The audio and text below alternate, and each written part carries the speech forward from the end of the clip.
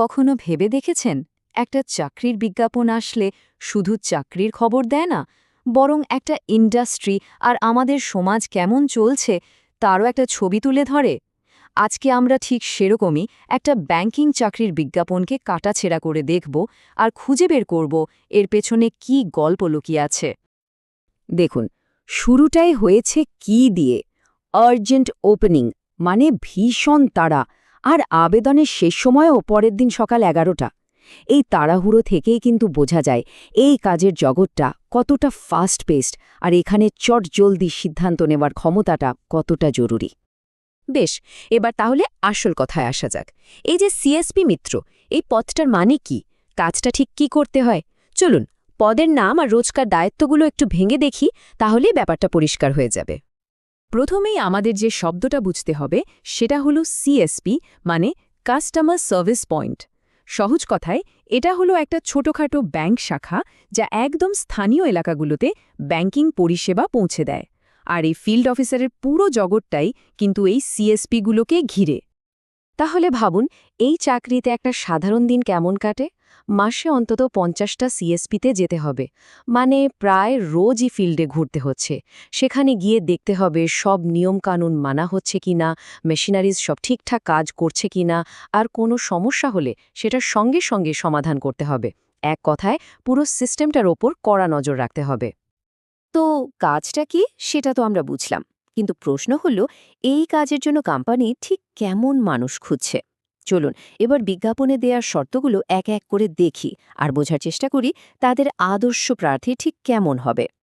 প্রথমেই দেখুন, এখানে কিন্তু একদম নতুনদের জন্য কোনো সুযোগ নেই।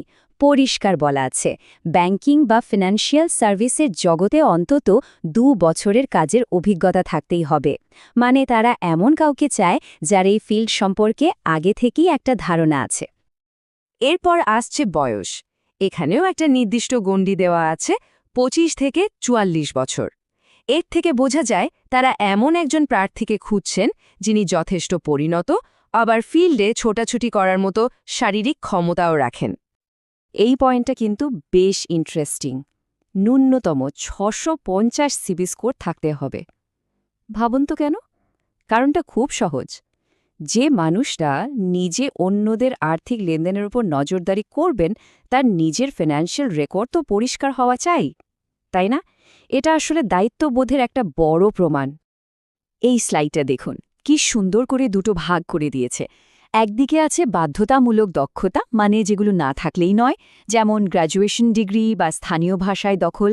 আর অন্যদিকে আছে জরুরি জিনিসপত্র, মানে যেগুলো কাজটা ভালোভাবে করতে সাহায্য করবে, যেমন নিজস্ব বাইক আর ড্রাইভিং লাইসেন্স।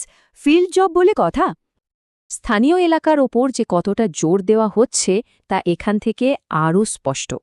কোম্পানি কিন্তু শুধু স্থানীয় ভাষা জানলেই হবে না বলছে, একেবারে নির্দিষ্ট করে জেলার নামগুলোই বলে দিয়েছে: বোলপুর, বাঁকুড়া, বর্ধমান আর পুরুলিয়া। অর্থাৎ প্রার্থীকে সেই এলাকার নারীক্ষত্র জানতে হবে। বেশ, কোম্পানির চাহিদা তো অনেক দেখলাম। এবার আসা যাক অফারের দিকে। এত সব দায়িত্ব আর শর্তের বিনিময়ে প্রার্থী ঠিক কী পাবেন? চলুন এবার স্যালারি আর অন্যান্য সুযোগ সুবিধার দিকটা একটু খুঁটিয়ে দেখা যাক। স্যালারি হিসেবে যেটা বলা হয়েছে সেটা হলো মাসে 22,700 টাকা।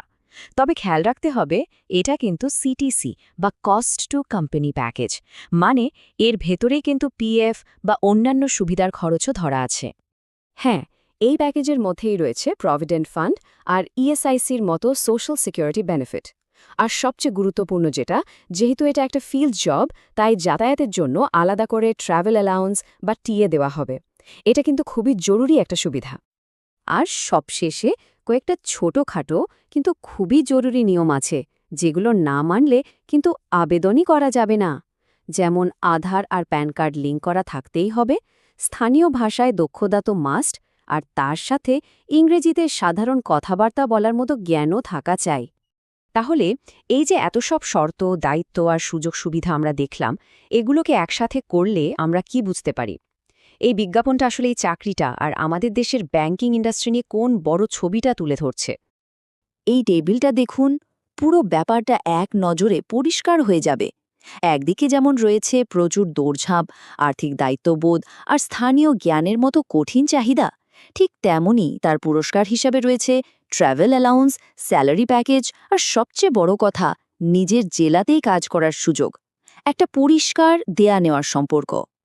শেষ পর্যন্ত এই চাকরির বিজ্ঞাপনটা আমাদের এটাই মনে করিয়ে দেয় যে টেকনোলজি বা ডিজিটাল ব্যাংকিং যতই এগিয়ে যাক না কেন, একেবারে মাঠ পর্যায়ে সাধারণ গ্রাহকদের কাছে সেই পরিষেবা পৌঁছে দেওয়ার জন্য আর পুরো সিস্টেমটা ঠিকঠাক চলছে কিনা তা দেখার জন্য একজন মানুষের উপস্থিতি আজও কতটা জরুরি।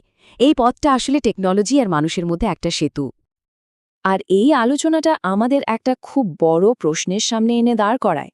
আজকের এই ডিজিটাল যুগে যেখানে সবকিছুই স্মার্টফোনের এক ক্লিকে হয়ে যাচ্ছে, সেখানে এই ধরনের ফিল্ড জব বা মুখোমুখি ব্যাংকিংয়ের ভবিষ্যৎ ঠিক কী?